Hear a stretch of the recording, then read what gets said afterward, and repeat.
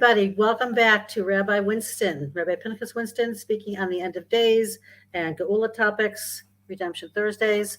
From the very first of the month of Adar here in Israel, we get very excited about Purim, which is coming up, and that's why I'm dressed like this. I volunteered at a soldier refreshment center today. They enjoyed it very much, so got everybody in the mood. Thank you for joining us. And before Rabbi starts, I want you to have, please check his website, 36.org, where you can read all of his amazing Torahs around every subject you can imagine, with Jewish history, with Jewish life and philosophy and geula and the Parsha of the week, Parsha HaShavua. This is one of his newer books. Can you see it, Rabbi? Is it up there? No, because your background's making it disappear. My background's making it disappear. Okay. So anyway, it's a children's book. It's a wonderful children's book. Another one called Redemption to Redemption. And this is what the Rabbi will be speaking about tonight, I imagine, where we know the whole entire redemption process starts at Purim time and ends at or the other way around. Maybe he'll explain that. But without further ado, thank you, Rabbi, for joining us. And Rabbi Winston. Thank you. Okay, this is Purim is next week, B'ezras Hashem. So we'll just finish off with a very important idea before Purim comes in. Where to start? There's so much connection. There's so much. That's it's like a real huge, massive web of ideas that on one hand it can be simplified with a few concepts. But it's like going to a class, let's say of grade 4 students. And you're a physicist, and someone says to you, well, how does the sun work? And you're thinking to yourself, thermonuclear explosion taking place in the sun, and atom. It's very complicated. It's very complex how light works and things like that. But if you start talking about things like that, these class, you'll lose them with the first few words you speak. So you're trying to think of a whole different way to try to bring it down to earth, to explain to them that they can relate to it, even though it's not going to be accurate, because the truth is much more complicated. The truth is complicated, even though we'd like to simplify things, and it's important to simplify things. But ultimately speaking, look at the Torah. The Torah is massive, 300,000 some odd letters and 85,000 some odd words and 613 mitzvahs and stories and concepts and stories within the stories and stories within the stories within the stories within the stories. It's like goes so multiple levels. You have Pshat, Rebbe's, Drush, and Sod. Simple understanding, hints from letters or words in the Torah, and then you have what we call the exegetical level of learning, which is the Medrash for the most part, the Gemara, Agarata, and then you have Sod, which of course is mysticism and Kabbalah and the deeper, and it goes deeper, to the point that some levels of Kabbalah are just so abstract that most people wouldn't even be able to understand them, even with explanations, right? It takes time, the background, a whole different vocabulary sometimes. And yet, here we are, living everyday life. We have a holiday coming up called Purim. And what are you supposed to do? I mean, is there anything to do? Is it just a celebration? Is it a chance to get drunk with an excuse or to just, have a family time? Just to get together once again, just like we do by the Seder. Is it a special opportunity? What is the opportunity? Do I need the opportunity? Am I happy with the way I am right now? Is there a chance to go? There's questions upon questions and things. But to start off with, it's important to understand something that is not so well understood. We have different types of holidays in the course of the year. Most of the holidays that we celebrate in the Jewish calendar are from the Torah. They're called they're Midaraisa, which is Aramaic for the Torah itself. They're God-sanctioned holidays: Pesach, Shavuos, Sukkot. Right? These are Chagim, Yom Kippur, Rosh Hashanah. These are holidays found in the Chumash itself that God Himself told us to celebrate and to observe. And they're strict in terms of the laws. What you have to do. Then you have rabbinic holidays like Purim and Hanukkah. And even though that sounds like, well, it's a big step down. I mean, we can be more lenient when it comes to rabbinic holidays because it's not written in the Torah itself. But it's a mistake to assume that Purim and Hanukkah or the fast days that the rabbis instituted have any less koyach, any less power than the actual Torah holidays themselves. The only reason why they're really different is because they happened after the close of the Torah, and therefore they're not included in the Torah, but they're hinted to all over the place, just like we spoke about last week when the Gemara asked the question, Haman min Torah minayin? right? Why does it ask that question? Because the Gemara wants to understand that Purim is from the Torah. It's in the Torah. It took the rabbis. Now, you should understand, even more important to understand is that in many respects, that makes it even more important to God. Meaning, because the whole point of Ma'aseh Bereshis, the whole point of creation was to give man the opportunity to use free will, to be able to make choices and be mashlim the purpose of creation, to complete it, to perfect it, to act as a partner with God. This is not God's show. He didn't make it for himself. He didn't make it that he should do everything and we should sit back and watch it like a movie. On the contrary, he made everything as a set, and we walk across that set. As I say, all of life is a stage. It definitely is, because every situation, every opportunity, and the most amazing thing is how we don't get it, how we sort of miss the point, how we just sort of, we're here, and it's like, sitting around in an airport, a lot of times you sit there and waiting for your flight to go, and what else are you going to do? And just sit there staring at the walls and watch the people. But there's so many opportunities, especially if you have a Gemara, or you can learn, and today, especially with the internet, you can do things online. But it's like that's all life really is. There's huge opportunities. So when the rabbis came along and sanctioned Purim and Chanukah, they established them as holidays. It wasn't because that something spectacular happened and we said, hey, that's something worth remembering. Let's establish a holiday to commemorate it, and we'll celebrate it too, and eat some more food like we like to do, right? It's different than that. It's because God built into creation that Purim should occur exactly in history when it did, and he created the events. I'll give you an example of this idea. The Gemara says there's a point of disagreement between two rabbis in the Gemara, Rabbi Eliezer and Rabbi Yeshua. And Rabbi Eliezer says that if the Jewish people will do tshuva, then the final redemption will come. If they don't do tshuva, no redemption. Rabbi Yeshua says, what? There won't be redemption if they don't do tshuva? Of course, and he brings a verse down to show how we don't need to do tshuva. That it'll be a timing thing. To have redemption come early, yes. But even if we don't, it's going to come at some point in time. But then he adds something. And he says, anyhow, that if we don't do the tshuva we're supposed to do because the redemption has come, has come a divinely designated time in history for redemption, then God will establish a king, like Mitzrayim, become Melech Hadash. A new king will come in who will make gezeras as difficult as Haman. How appropriate. I mean, that's the Gemara says. That's what it says. And the Jewish people will be forced to do tshuva. In other words, you're right. We will, not that if we don't do tshuva, there'll be no redemption. There's no ifs and buts about it. There has to be tshuva. You're right that there has to be tshuva, but there will be tshuva. It's not going to depend upon us, because if we have to be the ones to inspire ourselves to do tshuva, it doesn't always happen. So what does God do? Instead, he creates a situation, scenario that forces us to stop and smell the coffee, as they say, or the roses, or whatever you want to smell, and wake up to the reality of what's going on in order to actualize certain potentials in history that were required since before creation at that time. So Purim came along exactly when it did, because God wanted Purim to become a holiday. And he sent Haman. He created Haman. As the Medrash says, there had to be a Mordechai, there had to be a Haman, there had to be, and then Mordechai stepped up, and Esther was there, and Haman was doing his part to make it all happen, and likewise with Chanukah as well. So this goes even further, because the Medrash says a very remarkable thing that cannot be taken for granted. The Medrash says that all the holidays will be batal lasi lavo. All the holidays will eventually be canceled out, except for Yom Kippur and Purim. That's what it says.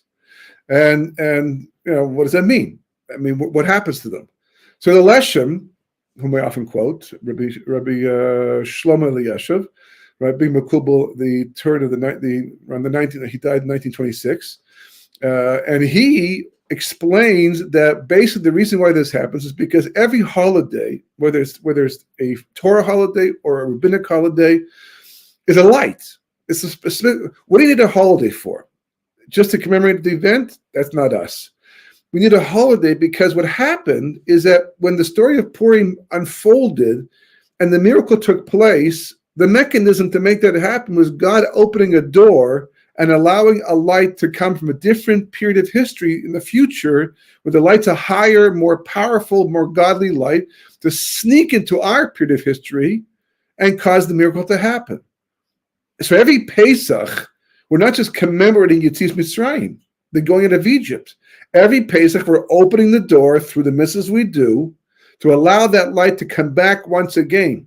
But he explains the Leshem that the light of Pesach and Shavuos and Sukkot and Shmini Atzeres and the Chagim and the Torah itself, Rosh Hashanah even, right? All those holidays, and Rosh Chodesh will be a full holiday at that time.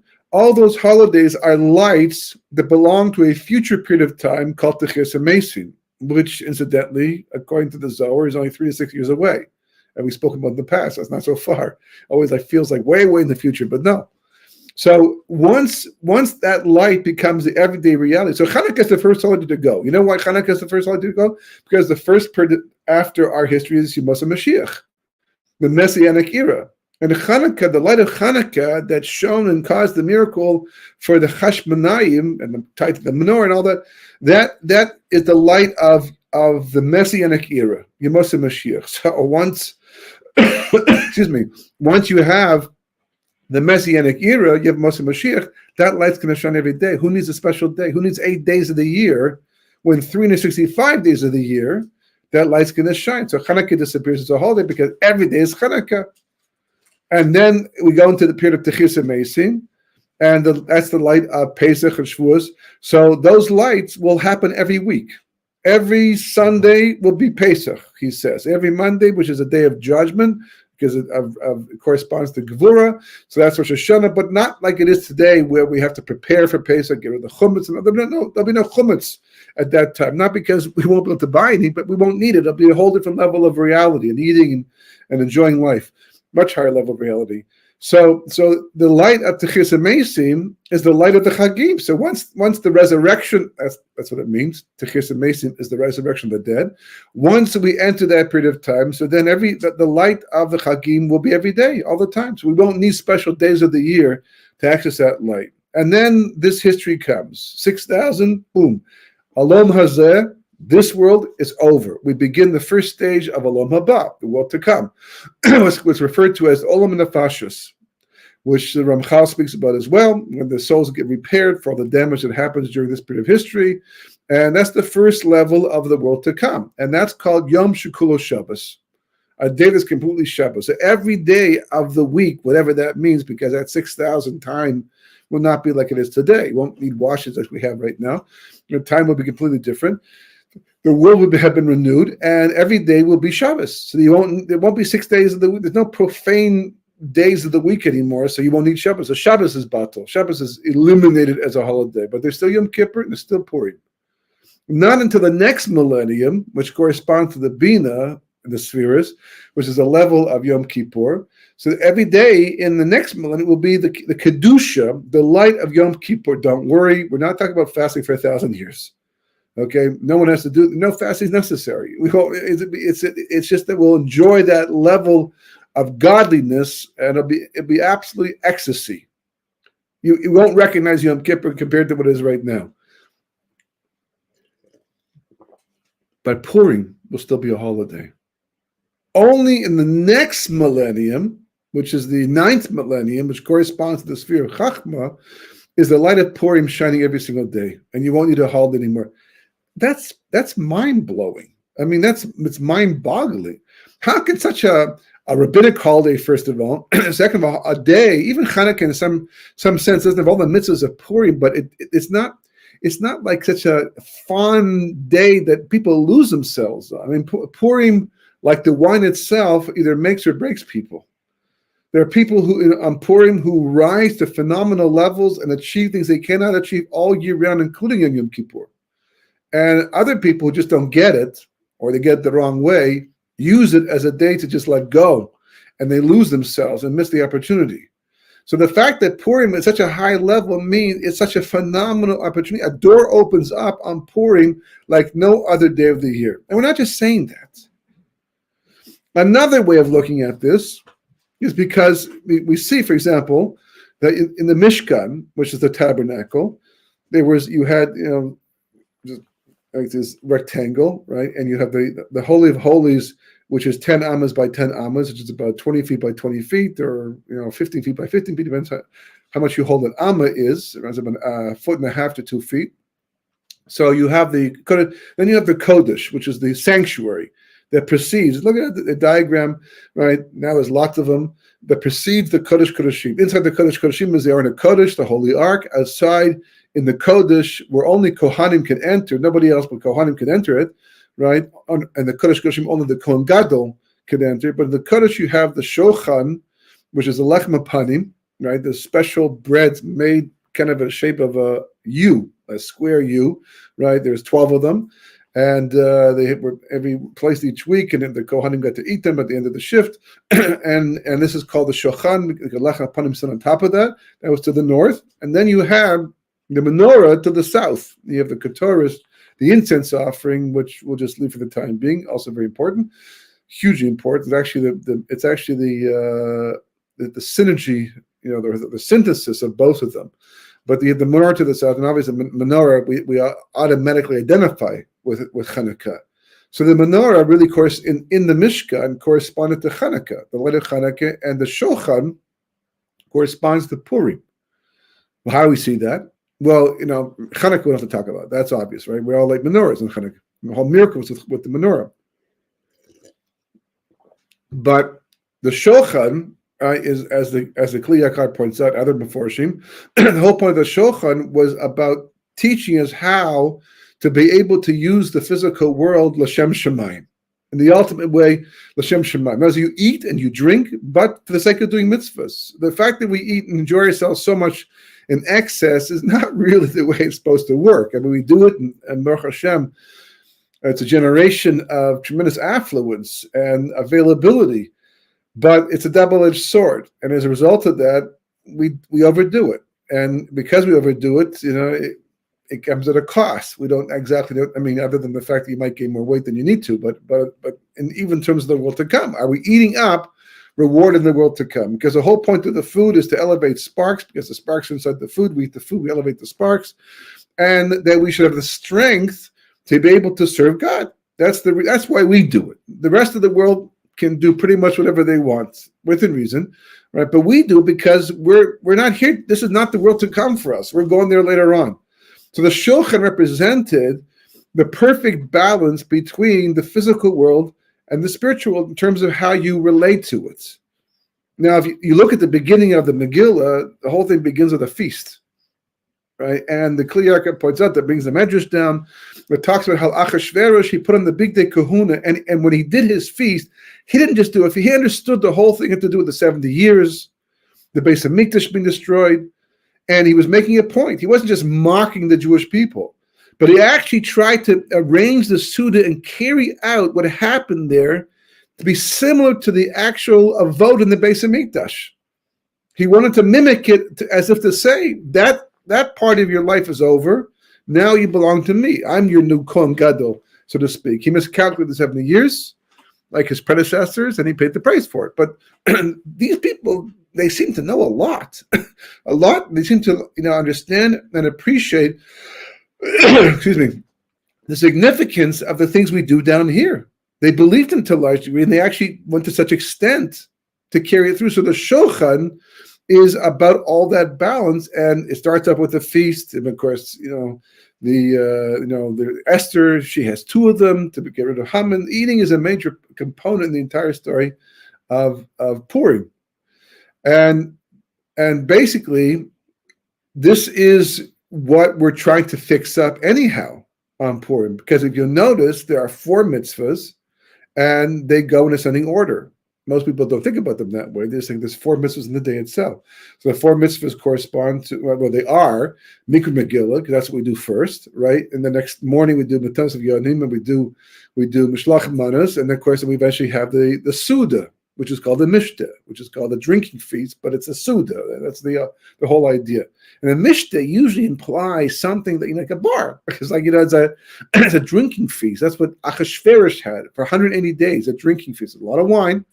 Right? And it doesn't seem to, like a Suda, you hear the word Suda, you think Shabbos and Yantiv, holy.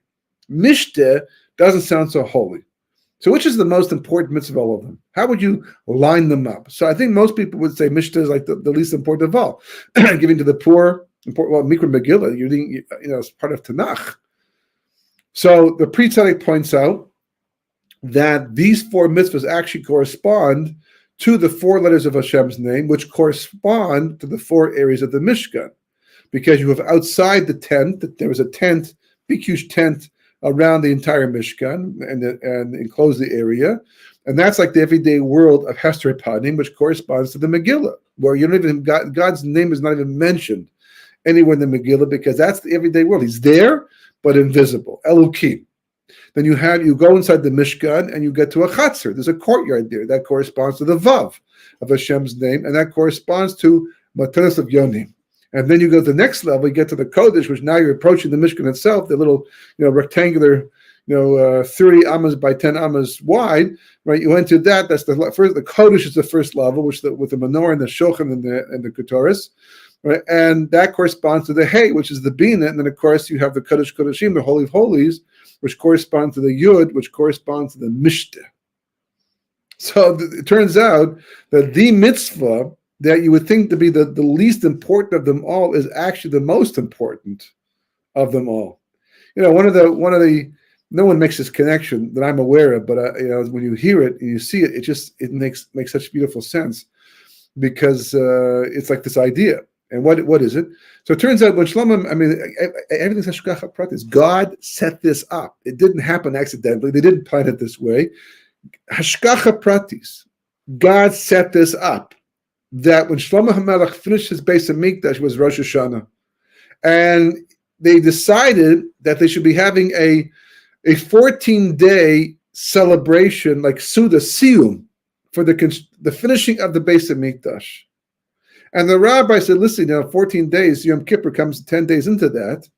Why don't we put it off until after Yom Kippur, and then we can do it straight, with Suf all the way through and have 14 days, as opposed to breaking it up with Yom Kippur and have to go, stop and go back, So someone said, no, we don't push it. We don't put off a siyum.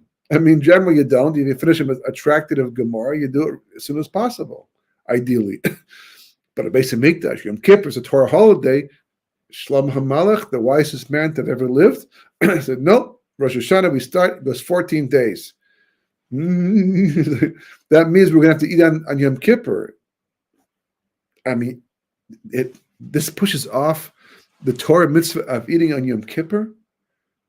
It is astounding that this is one of the beauties of Judaism. How you have these things that just jump out at you, like where does this come from? Where is this? How does this fit in? And because it's so outside the box, it pushes you to the next level of understanding. And it says they actually ate that Yom Kippur as part of the siyum, and they were worried, now that they did it, even though there was sanction and the rabbis, everybody was on board, and they did it. The whole nation. It's beyond comprehension, and they were worried that maybe it was a mistake. Not Shlomo, he was fine, but other people. And it says a bas kol came out and said that the generation is muchan la'olam haba. They're all going to the world to come. Now, normally, a regular Yom Kippur that we fast and daven the whole day, hopefully with kavana, we're grateful if we just hear muchan l'shana haba, that we're going to live another year. That's already to go to the world to come. That's we're not even thinking like that. That's like the last day of your life. But the entire generation, why? Because they got it right. It was Mama's Yom Kippurim. It was Purim. Why? Because it's one thing to become holy without food, to become like an angel, to get to that level by working yourself and fasting and davening the whole time and just staying in shul as much as you possibly can. yeah, it's not easy to do all that, but if you do that, it certainly is much easier to stay on a higher level of spirituality. But how do you do it in the world while eating food? If anybody that day had eaten and said, since I'm eating anyhow, wow, I'm really enjoying this, but I'm going to have a bit more, not because I'm celebrating the temple, but because I just want to have more, that little bit, he gets excitation. He gets cut off, chorus. Like a person on Yom Kippur who has to eat because the halacha is they have to eat. They're sick, they're older, whatever the case may be. In the halacha is they must eat in Yom Kippur. So they eat in what's called shiurim. They eat like in certain increments, certain amounts to try to minimize the breaking of Yom Kippur. It's not breaking Yom Kippur because the halacha says they have to eat, but still, don't go overboard with it. Because going overboard, if you eat more than you really have, it's very hard to be exact. You're doing the best you can. That's all God expects. But if a person becomes, sloppy, and figures, anyhow, I'm eating Yom Kippur. The fast is over for me. Let me have a feast. No. Whatever extra you eat, you're breaking Yom Kippur. You've eaten as much as you have to. That's the mitzvah. To eat more than that, you're breaking Yom Kippur. Doesn't work that way. So they got to this fantastic, incredible level where they achieve this balance of the physical and the spiritual that they accomplish on that Yom Kippur of eating what the rest of us don't accomplish in the course of many Yom Kippurs of fasting. A remarkable story to be understood on a much deeper and more profound level. More than likely they had Siyata Shemaya because they were so L'Shem Shemayim, they were so into for the right reasons that God helped them out to make sure everything worked out the way it's supposed to work out. But it just goes to show you how that's what it's about. But take it to the next level now. This is like, this is every day. You have the Chanukah, which is the menorah. You have the Shoch, which is Purim. and you have this together they're like two legs, two sides of the same coin, not really, but the same coin. This is it's a package deal. Not like there's Purim, there's Chanukah. They're both necessary. Originally, I thought that Purim was that, but and it should have been enough, but we went down low, further. So therefore, God said, okay, here's Chanukah too. No. There always had to be a Purim, and there always had to be a Chanukah, and it was planned from Ma'aseh Bereshis, from creation, and not only that, by the way, you should know that according to Kabbalah, there's something called the 620 Amudei Or, which are such a primordial, sublime level of light. I can't even tell you what it is. It's like the top of everything. I mean, literally the top. 620 pillars of light. And what do they correspond to? The 613 mitzvahs that are from the Torah and the 7 mitzvahs of the rabbis came along and implemented after. So, I mean, if that doesn't show you the koyach, the power, but they're only flesh and blood. I mean, God's God. He knows, and He can establish it. He can make it. The parameter, even the rabbis, even if they get heavenly help. But the answer is because, and this is the way history works. And this is the basis of so much Kabbalah. That you have to understand it, but it's like our own personal lives are really an example of it. We're born with potential. All the potential we're ever going to need in life, and then some, comes with us when we're born, when we're conceived. From the moment we're conceived, we're microscopic. There's a cell, that's gonna split and then increase. It's like all the potential is already there. Where is it? It's invisible, kind of, but it's all there. And you're born with it. All of your potential for your entire life, right? Whether you're going to keep your hair or lose your hair, whether you're going to have certain strengths, whether you're going to weaken, gain weight, not. Those are the physical things. But even spiritually, it's all there. So what happens? Well, you'll notice in life, for the most part, that we're not so motivated. That literally necessity is the mother of invention, meaning it's the crises that make us accomplish. It's the things it's the events that we don't have much control over that forces us to behave a certain way, to talk a certain way, to act a certain way, to respond a certain way. If it wasn't for this, I wouldn't have done that. If it wasn't for that, I wouldn't have done this. But that's what's always going on. And the reason why it happens is not because randomly history is unfolding, but every last detail of history is God orchestrating events specifically because he says, at this moment in time, I want X, Y, and Z to become actualized. And for that to happen, I have to inspire Polonium, this person, that person, to do the following things. And therefore, he creates a whole situation that everyone looks at differently based upon who they are and their mentality and all they become, and say, oh, well, that's what's going on. I'm going to do the following thing. I mean, I'm just responding to the situation. But in that response, I'm actualizing potential that until now was latent. Every shacharis, every time you go to pray the morning prayer, it may be the same words, same minyan, same time of day. It's never the same davening. If you approach it, with a let's say fair attitude, that it's like it's another davening. What's the difference? I did it yesterday. God willing, I'll do it tomorrow as well. Every davening is different because every day you're getting the opportunity to access new potential and to actualize it that wasn't there before, and you're building yourself in the process. And we're going to be evaluated on how much God says, I gave you all this, and this is what you became. This is as much as you chose. But the truth is, at the end of the day, do we even have much choice? Because we see, look at history that's happening today. Look what's going on. Look how we're being forced to respond. Look how once upon a time sitting on the fence was easy to do. you could be invisible. But the issues today and the feelings today and what's going on today forces people to have to take a side. Forces people to have to respond, forces people to have to write things they never would have written about in the past, or to read things they wouldn't have read in the past, or to accomplish things they wouldn't have accomplished if it wasn't for that specific thing. That's what's always going on. And the only question comes down to who is going to respond to the call? Who is going to be the fortunate one to rise up and be a Mordechai or to be an Esther? But what are we really trying to accomplish in the end? So I don't know if you recall from our Kabbalah sessions, 101, for whatever you call them. But there's a very simple way, well, kind of simple way, to explain the whole thing. If you look at the end of Parshas Beshalach, we're talking about Amalek. Amalek is a nemesis of the Jewish people.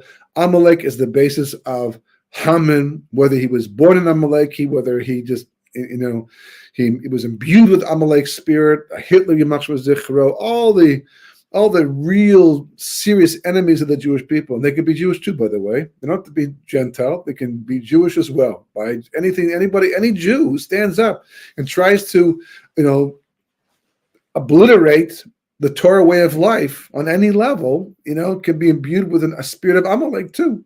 We're all capable of being a Paro and Amalek, a Haman in our own way. But Amalek, in essence, is in Parshas Beshalach. He attacks the Jewish people, and then God says, takes an oath, Yad al Kes Ka, which means my hand is on my throne.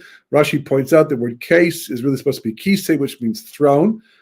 Chaf Samech is like we're missing a letter over here, the Aleph. We spoke about the Aleph before. It's in my book, Redemption to Redemption. Right? And then, of course, Ka, Yud K, is only 2 letters from God's name. So that forces Rashi to actually bring a very obscure medrash that not so well known. And he brings it down, but it becomes a principle for all of life. He says that Amalek, God says that as long as Amalek is alive and around, my throne is not complete and my name's not complete. So the Vav K and the Yud K are separate from each other. So Amalek essentially divides the name of God, at least in the minds of people. He can't touch the name of God. God's name is unified no matter what, but it has to do with appearances, has to do with how we perceive it. So Amalek, the Kitzer, essentially is anything that makes a person doubt the existence of God or doubt that God is involved in the affairs of man, very specifically, not in a general sense, but in a very specific sense, making things happen, drawing our potential out. That's what Amalek does. So Kabbalah says it's not just Yud K and Vav K we're talking about over here, but it's also Elohim. It's the same idea, same name of God, just a lesser level, but also Elohim. That's the name we're principally trying to fix up. And because Amalek divides it. How does he there's 5 letters, Aleph, Lamed, Hey, Yud, Mem. That's how you spell Elohim, except with the Hey, right? And he makes a division between the first three letters and the Yud. Wait, he takes a piece of paper and he rips it. What does he do? What does it mean? Same idea, right? If you look, the prophet says, Hosea, and I think Yeshaya too, Mi bara Ella. So these are Hebrew words. Who created these? Looking at the creation, looking at who? He knows who. He's being rhetorical over here. God obviously created these things. Me, who? Bara created Ella, these. That's what the pasuk says. But Kabbalah says, oh, it means more than that. Me actually is the gematria 50, and therefore alludes to the level of Bina, which we'll see is the basis of Purim. And Eila is Aleph Lamed Hey, which has a gematria 36, which corresponds to the 6 spheres which run our history. 6 spheres, 6 days of creation, 6,000 years. That's the base of our history. And Mi Bar Ela means that our world, obviously, just like a father and mother give birth to a child, who later on gives birth to their own child, is already going, level after level. Likewise, the upper spheres give birth to the lower sphere. So Mi Bar Ela means that the sphere of Bina, her children, in a sense, are the spheres that came after that. So Mi Bar Ela, that's what it says. That's what it means. That's what this pasuk is alluding to. So as long as the Mi of Bina is attached to the Eila of the level below, paradise, no confusion, Messianic era, as long as they're attached. Because the light of God just flows and flows and flows, and everybody, wow, he's really there. It's true. I can see it. I relate to it. Like a person was about tshuva, personal level. I don't believe in God. The guy says, prove it to me. And he comes and he fights. I witnessed this firsthand. He fights and doesn't believe. And after a while, he starts to realize he's mistaken. And, all of a sudden, one day, he realized, that's the point. It's true. He does exist. And then once he sees that, he can stand it. And in his own personal mind, in his own personal life, the me and the live come together. That's the tikkun. That's what you're doing in your own personal life. That's what you're doing in your own personal marriage. You're raising your kids. That's not just drifting through on a raft down the Mississippi River, and enjoy the scenery. We're here to do that, specifically the Jewish people. That's what we do. How do we do it? Well, take a look. It's not so hard to understand how to do it, but how to actually accomplish it, that's another story. Just take a look. We have so many Jews in this country. We're divided. We're divided. That people who are yelling and saying this is not anti-democracy. It's not abuse of human rights, but their mentality, the way they look at the world, the way they understand, they don't believe in Torah, they don't believe in God, they don't believe in absolute truth, so they're confused and mistaken, like most of the world, because everything else, if there's no absolute truth, as we said before, it just becomes an opinion. And how many people in this world have an opinion based upon anything that can be considered absolute to be true? You need an absolute outside opinion, and we can compare it to tell other factors right what's wrong. And then you have the other side that lives by Torah, believes in Torah, and they're not getting it correct. We have other things to fix about our own over here, where it's far from perfect, but at least we're in the ball game. At least we kind of know more or less what's supposed to happen. And clashing. That's the result of the me and the Ela being separate. The light's not flowing down, only minimally. So there's a minimum amount of people who are buying into it. By example, that changed it. There were a lot of people, same thing. But the miracle of Purim allowed that to happen as a result of the geula of God's presence. Through the miracle, through what happened, through what Mordechai did in the story of Haman, that it brought together. So basically, by celebrating Purim in the proper way, that's what we're trying to achieve. By going from level to level to level, by going Mikra Megillah, the first level, it's wake up and realize, wait a second, God's real. It's not just an idea. Once upon a time, he spoke to us, and we have his Torah way down the road. He's just as here today as he ever was. What does that mean to me? How am I supposed to, act according to that? How is it supposed to impact me? And then you have, of course, by terms of Yoni, getting it to the door. Why is this important? So the Rambam says, just we're acknowledging that God took care of us on Purim, so we take care of others as well. Just as God raised up the spirits of a downtrodden nations, we also raise up the spirits of downtrodden people, but it's more than that. The Gemara says there are three ways to get to know what a person's really like inside: through how they drink, how they deal with their money, and whether they get angry in situations. Money is a major revealer of a person's inside. How you deal with your money on the outside shows you how you relate to them on the inside. And for the most part, people, they work for their money. And because they work for their money is theirs in their mind. If I give to a poor person who's asking me for money, it's because I'm being a generous person. But in fact, it's not that way at all. Again, it's a clear covered out on the Parshiot, with the Mishkan and all that we're basically bank tellers. The fact that you worked for your money is an opportunity, and it's called serving God. You got money for it? Be grateful. It's really God's money, and to extend you can give that and share that with people who need it, really belongs to them, because that's why you're getting it through divine providence. That shows you're real with the concept of Elohim, of God. And then, of course, the next level, right, is honest, where not only are you giving somebody else, you're sharing it, working again toward unification of the Jewish people. Then finally, the last level is a Mishnah, where you're actually enjoying, you're eating and drinking, but rather than allow it to make you more animalistic, to become less holy, on the contrary, it's having the opposite effect.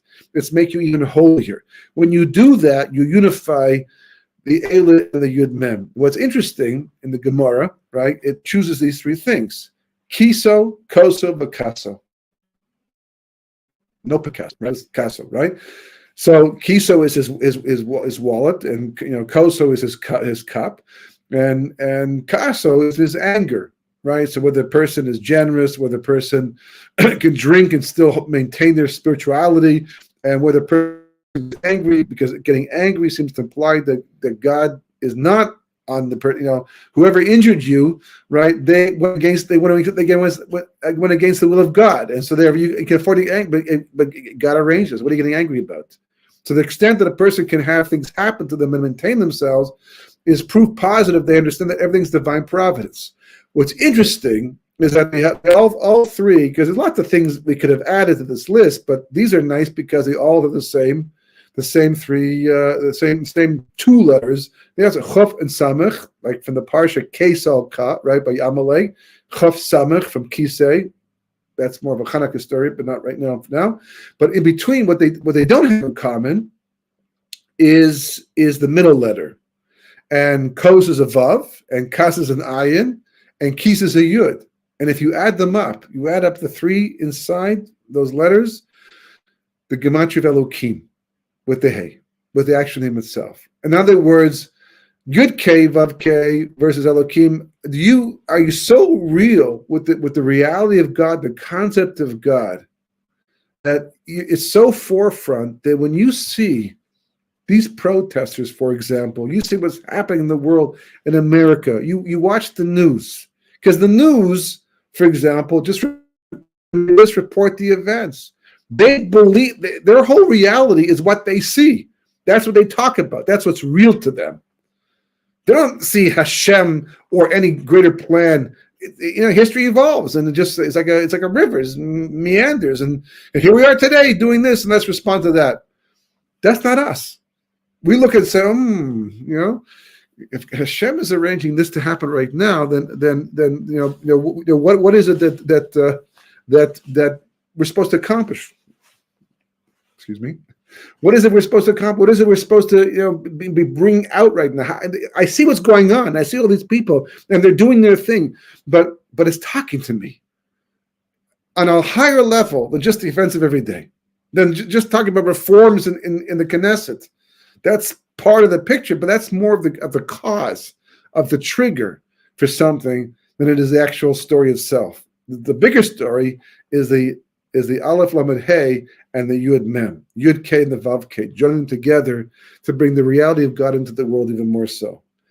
Purim is a phenomenal opportunity to meditate on these things, to think about it, before you go boldly into that day and run around, with your costume, which is great, and there's a whole story behind that too, and you do the mitzvahs of the day.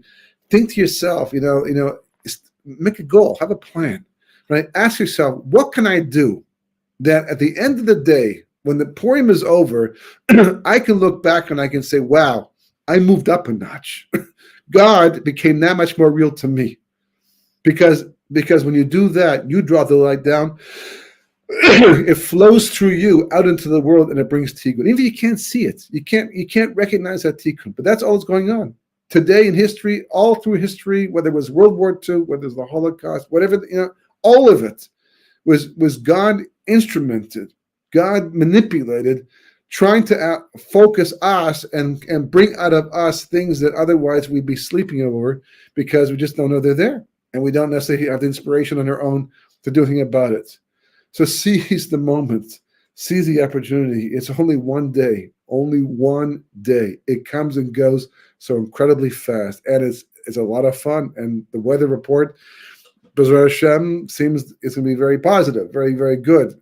No rain, as far as no cold weather, things like that. But it's the door is going to open, and a huge amount of light is going to come down that day. Not the sun too. The sun also, but not that light, a more powerful spiritual light, a transforming light. Be ready for it, because, as we'll see later, B'ezras Hashem, Purim is the most important stepping stone we have to Pesach. Because if you don't get Purim right, it's very hard to get Pesach right too. That's the bridge to go from there. So Purim Sameach. We should have a wonderful Purim. Should be filled with joy. Only good news. Klal Yisrael should be able to finally witness and experience the full redemption without any more suffering, without much, any more difficulty.